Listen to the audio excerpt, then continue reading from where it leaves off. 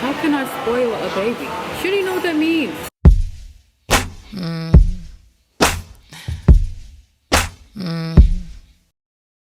Alright y'all, so we are off to Flower Child. I told y'all we was about to go return this thing to Walmart, but it's too heavy, so I'm gonna have to wait for my boyfriend to help us. So I'm like, we're already dressed and I'm not about to just sit here because he's going to the movies to see Spider-Man. So we're just gonna go get a salad. Hopefully she'll chill, but I mean she's chill, but sometimes she be like not with it. So hopefully she don't turn up on me in the car. But yeah, so we're about to go to this place and yeah. Damn parking spaces are so tight.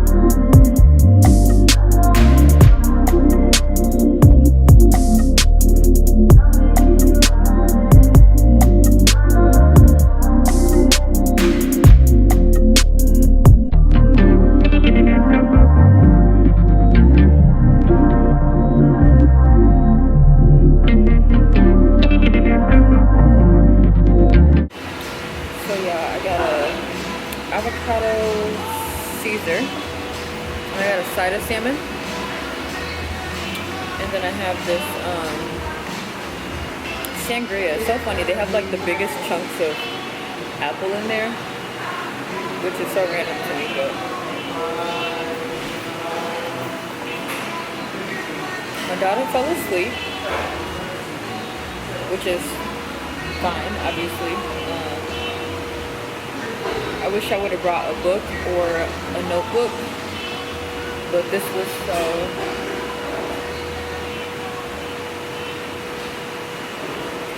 so spur of the moment. I'm just like, I was gonna take I think I told you I was gonna take the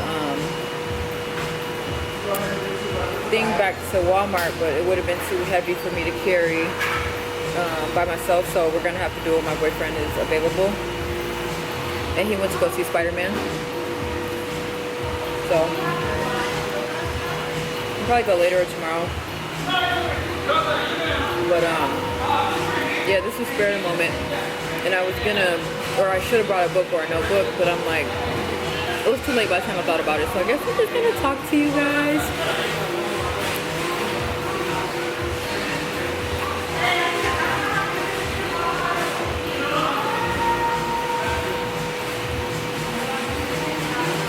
One thing I did want to talk about was just like being a mom, being like postpartum. I'm very thankful. I don't even know if y'all can hear me. Let me bring y'all closer.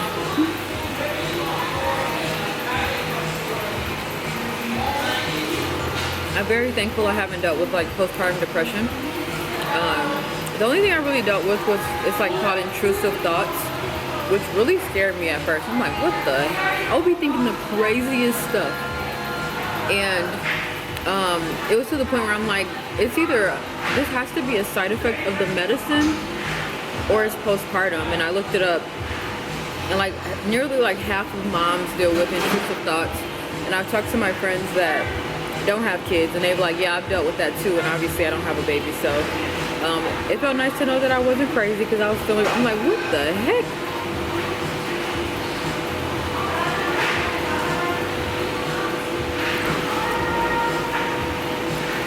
And then I know there's like postpartum hair loss. I haven't lost any of my hair, but my eyelashes, I'm like, is that a thing? Because I really don't have any eyelashes anymore, which is crazy. So I think that's the only thing that's been weird. Like, I didn't have like crazy mood swings or rage or anything, and I'm very thankful because I have friends who deal with it, and it's hard because it's like no matter what anybody does or says, like, you can just glasses off. Like really nobody can help you. Like, so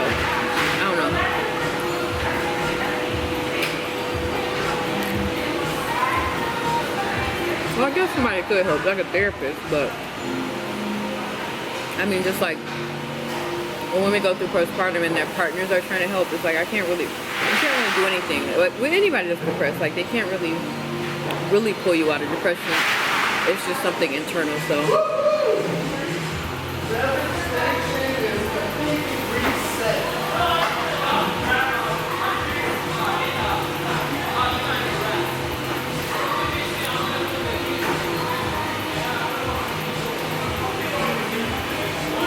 and then the other thing, I seen this post, I think I told y'all this, it's like, basically things you enjoy doing before you have a baby, do them when you have a baby. So, I love going out to eat by myself, especially when my boyfriend works, so we can't just go out to eat all the time. I got salad in my teeth, but anyways, so I'm like, I need to get out the house because my boyfriend going back to work was a big transition. He went back to work 2 months after our daughter was born. And I mean, going from having him, if I need to take a nap, handing her off to him, or just having that extra hand, and also just having him at home was really nice. Like, we literally had no issues. We didn't argue. It was the smoothest time, and then he went back to work, and I knew it would be adjustment, but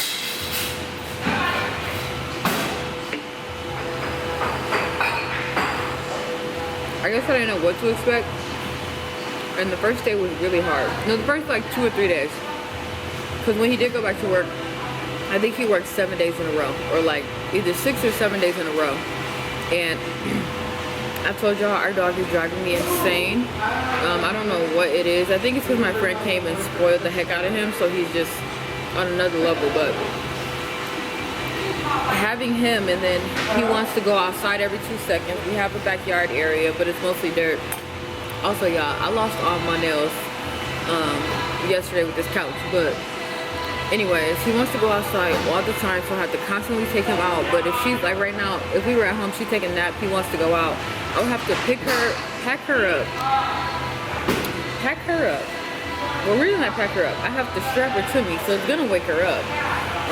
And it's a lot. And he just cries all the time, and I'll be trying to like, she sleeps. She doesn't necessarily wake up when he cries, but if we're in the room and the gate is at the door, he's screaming. Like, he's not crying, he's screaming.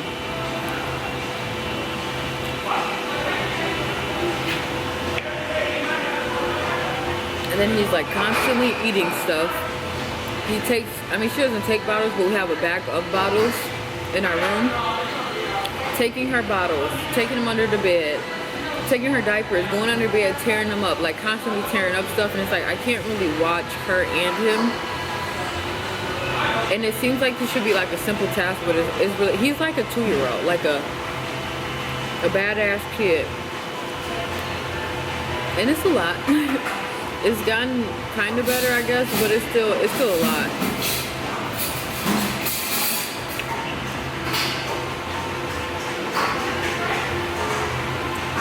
In those first few days my boyfriend did go back to work, I was like, I gotta get up and get out the house, because I was getting down, because I'm like, dang, I am all alone now. Like, having a baby, yeah, you have the baby, but it's not like she can talk to me. Like right now, her and I are out to eat, but she sleep. Or, you know, like, it's not like she can talk or do certain things. And I'm not rushing that either. I really enjoy this baby stage. I try to enjoy every day and just take every day for what it is, because I know there's gonna come a time where she grown and I won't see her. Or, I don't know. I feel like some people just are like, oh, like, I can't wait till my baby this, and this. And I'm like, I'm literally just taking it day by day. And that's another thing that I don't like. People give us so much advice, like, y'all need to put her down.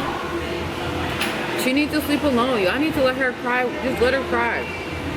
Don't just go pick her up. Just let her cry.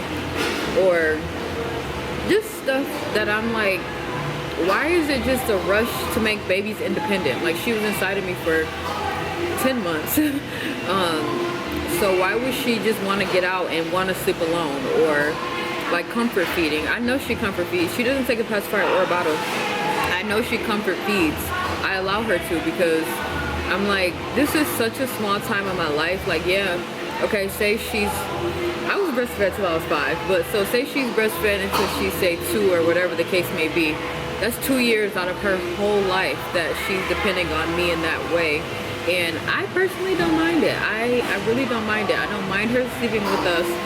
I don't mind any of these things, because it's such a small amount of time in the grand scheme of things. Like, I think about how now, first of all, I live in Dallas, Texas, and I'm from Michigan, and I don't even see my family. But even when I was home, so I graduated from college, or graduated from high school when I was 16, moved out, went to college an hour and a half away, which isn't that far, but I wasn't just at home all the time. And then following that, I moved to Detroit, and I moved back to Grand Rapids for a year, and then, or like a year and a half, and then I moved here. So I'm like, I think about all the time where I didn't see my family in that time frame. Like, you just grow up and you just get a job, or you do this, and that. You don't just be with your family like that, unless that's just what your life is like, I guess. But so I just think about that in terms of her life. Like, I enjoy us having these moments because life is gonna go by so fast. Like, the fact that I even have her is like, life has gone by so fast that I really want to enjoy all of these moments with her. And even when her sleeping with us, I had a C-section, so I wasn't about to be getting up because I couldn't, and then my boyfriend would have had to do that if I didn't. So it was more convenient for her to sleep with us. But I personally like her sleeping with us because she's right there. Like, if she's like gasping for air or anything, like, I'm literally right there.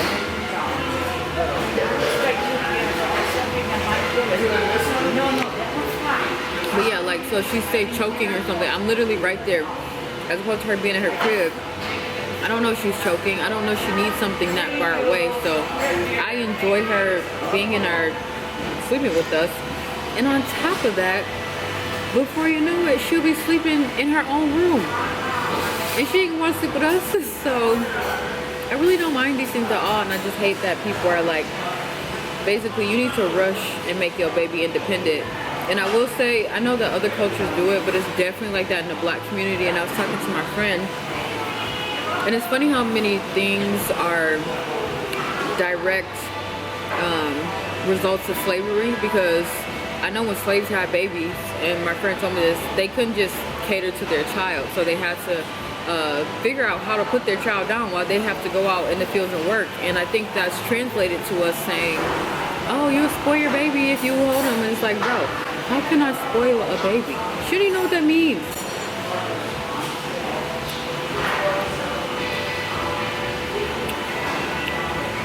So, needless to say, I enjoy being a mom.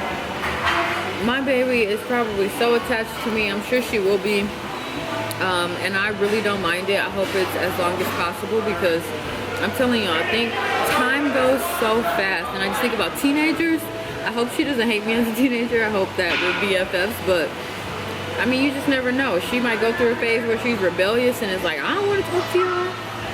So I just want to absorb all the time I can of it being like, obviously her, I, and my boyfriend, or her dad, obviously, but just the time that her and I have is so important to me. Like, I love the time that we have together. Like, we really be locked in. Like, we sleep face to face, and I really do not mind. My arms hurt sometimes, but I love it, y'all. I really do. And I don't know if we'll have more kids. I feel like we probably will. Maybe one more, but I'm just enjoying this journey. I'm enjoying the breastfeeding journey. I'm thankful that it's been easy.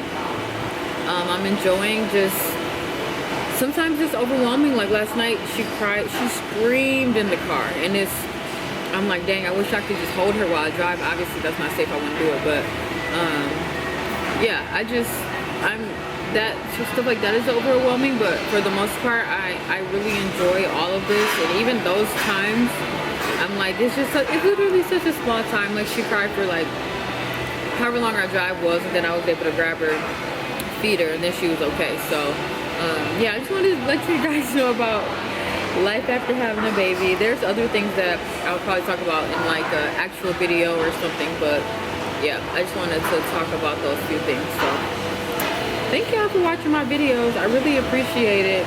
I be like, I don't be doing nothing special, but I be watching a lot of people that don't do a lot of special things, and just watching or seeing how many views they get, and just like how their life is completely changed by this. I'm like, that could be me. So that's gonna be me. I am, even when Vlogmas is done, I'm gonna still vlog every day. I won't post every day, but I'll vlog every day. So yeah.